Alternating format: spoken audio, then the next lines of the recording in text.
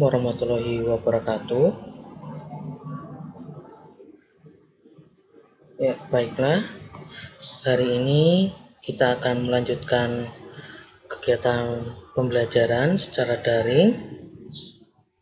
Sebelum kita memulai pelajaran, alangkah lebih baiknya kita berdoa terlebih dahulu, berdoa menurut agama dan kepercayaan masing-masing. Berdoa dimulai.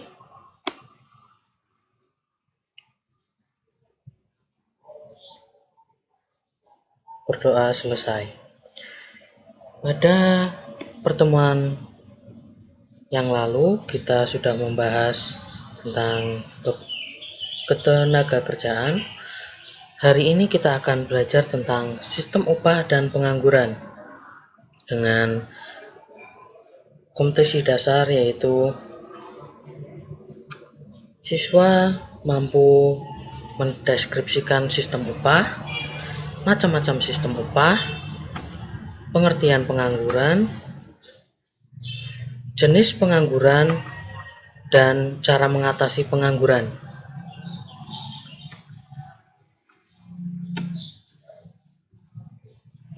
Pada kesempatan kali ini, sebelum video saya bagikan video tentang deskripsi dari upah dan apa sih perbedaan gaji dan upah, kan sama-sama hasil yang diperoleh oleh karyawan atau pekerja.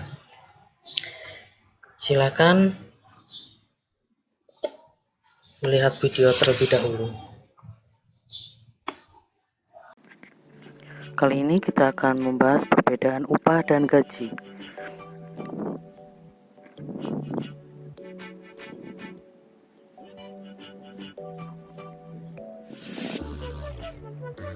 Menurut KPPI, gaji adalah upah dari kerja yang dibayar dalam bentuk uang yang tetap berdasarkan waktu tertentu. Sementara upah adalah uang yang dibayarkan sebagai pembalas jasa atau tenaga untuk mengerjakan sesuatu. Dengan demikian, gaji dan upah memiliki definisi yang berbeda. Berikut kita akan mempelajari perbedaan antara gaji dan upah. Menurut periode waktu, gaji diberikan sesuai dengan periode waktu yang telah ditetapkan dan dibayarkan secara teratur. Upah dibayar berdasarkan hasil pekerjaan yang dilakukan seseorang ketika pekerjaan tersebut selesai.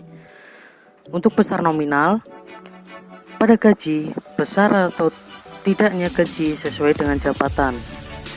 Untuk upah, yaitu dibayarkan sesuai dengan hasil pekerjaan yang dikerjakan oleh karyawan. Untuk status pegawaian, gaji akan diberikan kepada karyawan yang memiliki pekerjaan dan status karyawan tetap. Untuk upah diberikan kepada orang dengan status kepegawaian tidak tetap atau kontrak. Baiklah, dari video tersebut bahwa kita sudah mengetahui pengertian apa itu upah dan apa itu gaji dan perbedaannya. Saya akan jelaskan sedikit tentang sistem upah. Di sini sistem pembayaran upah di Indonesia tergantung pada bagian kondisi. Nah, di sini bisa kalian lihat, saya akan menjelaskan tentang UMK atau yang familiar kita dengar, yaitu UMR. Bahwa UMR yaitu upah minimum regional, atau saya tuliskan di sini upah minimum kabupaten. Itu bisa berbeda-beda per daerah regionalnya menurut aturan dari kabupaten atau kotanya itu sendiri. Kemudian macam-macam sistem upah. Sistem upah menurut waktu. Saya akan berikan contohnya saja. Seperti halnya kuli bangunan atau tukang itu dibayar per jam. Bahwa tukang dibayar per jam misalkan dari pagi sampai siang 100.000 atau 200.000, maka itu masuk sistem upah menurut waktu. Untuk berikutnya yaitu sistem upah menurut kesatuan hasil. Di sini saya contohkan, misalkan karyawan yang bekerja di garmen, dia akan dihitung dari hasil pekerjaan mereka. Misalkan 10 baju, nanti akan dihitung 100.000, seperti itu. Yang berikutnya yaitu sistem upah borongan. Di sini biasanya untuk pemborong pembuatan rumah, pembuatan bangunan yang dilakukan oleh sekelompok orang. Untuk sistem upah premi yaitu tambahan kepada karyawan yang bekerja dengan disiplin baik, dengan effort yang tinggi, maka akan mendapatkan premi. Untuk sistem upah indeks itu dengan biaya hidup atau menyesuaikan tempat tinggal. Jika indeks biaya hidupnya tinggi, maka upahnya akan tinggi, dan jika rendah, maka upahnya akan rendah. Untuk upah skala penjualan. Jadi misalkan hari ini menjual banyak, maka penghasilan pun atau upah pun akan banyak. Yang berikutnya yaitu sistem bonus. Bonus hampir sama seperti upah premi, bahwa bonus diberikan atau tambahan di luar dari gaji atau upah. Untuk sistem mitra usaha, ini biasanya terjadi di perusahaan besar yang memiliki saham banyak dan pemegang sahamnya tidak hanya satu, maka nanti jika ada keuntungan dibagi kepada pemilik saham, seperti itu. Kemudian kita beralih ke pengangguran. Di sini pengangguran adalah orang yang tidak mempunyai pekerjaan, sedang mencari pekerjaan, atau sedang mempersiapkan suatu usaha baru. Itu definisi dari pengangguran.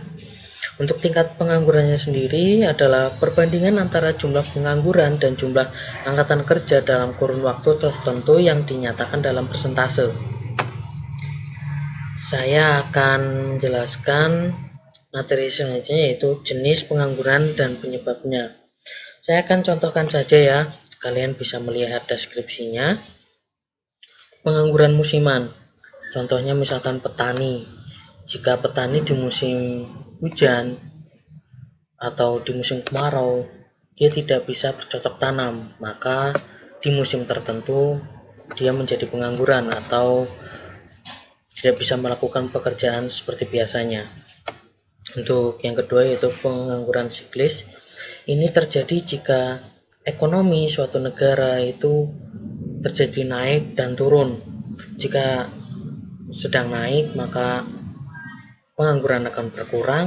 Jika sedang turun, pengangguran akan bertambah. Untuk yang ketiga yaitu pengangguran deasioner. Seperti biasa, masalah dari pengangguran yaitu tenaga kerja lebih tinggi daripada lapangan pekerjaannya, sulit untuk mencari pekerjaan. Yang keempat yaitu pengangguran volunteer atau pengangguran yang terjadi. Ini biasanya terjadi jika seseorang sudah memutuskan untuk tidak bekerja, seperti itu. Untuk yang kelima pengangguran struktural. Sama dengan siklis, jika perubahan ekonomi suatu negara, maka akan mengakibatkan pengangguran dapat bertambah dan berkurang. Untuk yang keenam yaitu penggunaan teknologi. Contohnya yaitu misalkan bantuan robot. Robot akan menggantikan sumber daya manusia jika robot dianggap lebih efisien karena tidak membutuhkan banyak, namun hanya biaya perawatannya saja. Untuk pengangguran friksioner, biasanya ini terjadi perbedaan atau ketidakcocokan, misalkan ketidakcocokan gaji, ketidakcocokan dengan perusahaan atau sistem kontraknya, seperti itu. Maka karyawan memilih untuk mundur atau keluar dan menjadi pengangguran. Untuk jenis pengangguran menurut cirinya, ini pengangguran terbuka ya, dia sama sekali tidak bekerja atau sedang berusaha mencari kerjaan. Di sini ada rumus untuk menghitung tingkat pengangguran terbuka. Tingkat pengangguran terbuka yaitu jumlah pengangguran terbuka dibagi angkatan kerja dikali 100%. Untuk yang kedua yaitu setengah menganggur, adalah orang yang bekerja tapi tenaganya kurang termanfaatkan. Biasanya misalkan kalau bekerja hanya separuh waktu atau sedikit jam kerjanya, maka dia akan lebih banyak menganggurnya, begitu. Untuk pengangguran terselubung ini saya contohkan, misalkan seorang bidan dengan keahliannya menjadi bidan, namun dia memilih untuk bekerja sebagai buruh pabrik.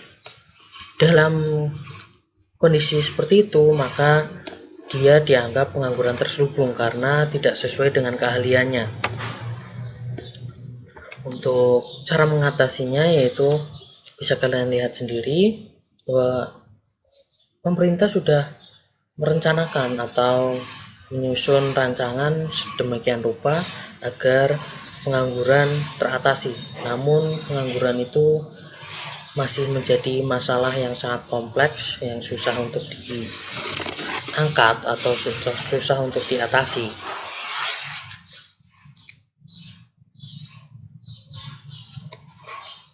Yang berikutnya yaitu cara mengatasi pengangguran sesuai jenisnya. Tadi kan sudah saya jelaskan jenis-jenis pengangguran. Sekarang yaitu cara mengatasinya. Bisa kalian lihat bahwa banyak cara mengatasinya. Saya mencontohkan beberapa saja. Misalkan pengangguran siklis. Siklis itu tadi ya, naik turunnya ekonomi suatu negara. Nah, di sini jika ekonomi sedang naik atau sedang banyak pembangunan jembatan, irigasi, pasar, dan yang lain-lain, maka pengangguran berkurang karena banyak lapangan pekerjaan. Jika ekonomi suatu negara turun, maka sebaliknya. Yang B yaitu cara mengatasi pengangguran struktural. Sama dengan tadi, kurang lebihnya sama. Untuk cara mengatasi pengangguran friksional,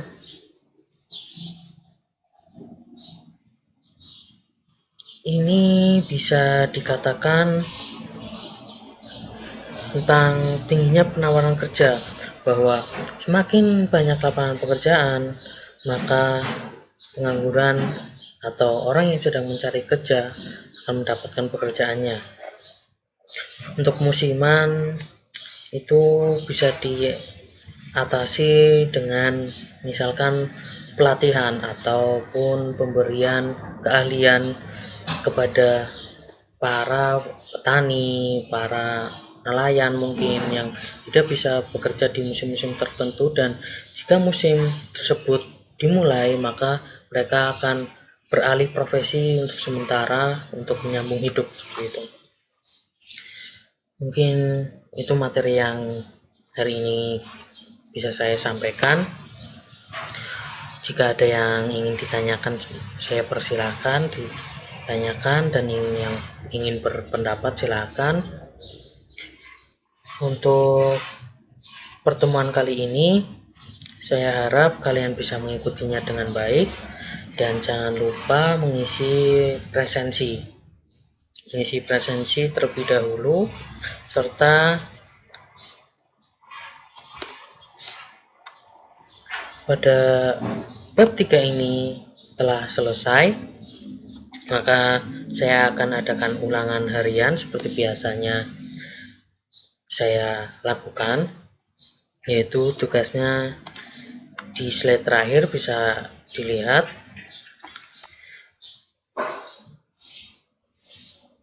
Dan tugas akan saya upload di Google Classroom, presensi pun sama, dan nanti dikumpulkan sesuai dengan batas waktu yang sudah saya tentukan. Jangan lupa dikerjakan dengan mandiri dan dengan jujur, karena ini semua sudah saya jelaskan sepenuhnya. Kalian pun bisa menjawab dengan baik. Pada pertemuan hari ini sampai di sini. Untuk pertemuan berikutnya kita akan membahas tentang inflasi. Jadi persiapkan literasi kalian, sumber bacaan kalian agar kita lebih enak untuk berdiskusinya. Untuk pembelajaran kali ini saya akhiri. Apabila ada kesalahan saya mohon maaf. Wabillahi taufiq wal hidayah. Wassalamualaikum warahmatullahi wabarakatuh.